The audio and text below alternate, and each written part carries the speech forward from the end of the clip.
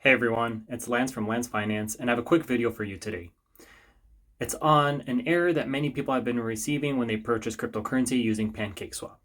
So before we get started, please hit that subscribe button and make sure your ring notifications are on so you are notified when videos like this are uploaded. So we can see, we'll start setting this up for our transaction. So we have our smart chain BNB. We are attempting to buy SafeMoon or any other cryptocurrency, but for this example, we will use SafeMoon. For example, I'll put the slippage tolerance to 5. I've never had any luck purchasing SafeMoon with a slippage tolerance under 10. So we'll click swap, we'll click confirm swap, and we can see that insufficient output amount error populates. So now that we know that 5% is too low, and it's trial and error, so you can keep testing it, whatever you're comfortable with. But like I said, I've bought a lot of SafeMoon, and I've never had any luck under 10%. So we'll try it at 10% before we increase it more. And we can see we still get that error.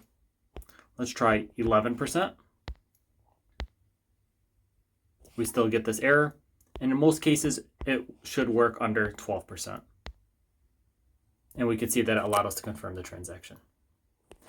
Now this does change based on the type of cryptocurrency you are purchasing and its volatility. So please keep in mind that what we are going over in this video is specific to SafeMoon, the market volatility, and the price of the currency. So say if you were to purchase SafeMars, for example, SafeMars is another new cryptocurrency that recently hit the market.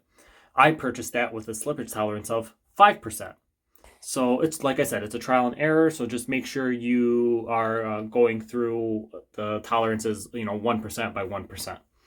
So if you found this video helpful, please give it a thumbs up, and then please leave me a clean and non-offensive comment in the comment section below. If you do have questions, I will respond to them as soon as possible. Again, thank you for watching my video, and have a great day.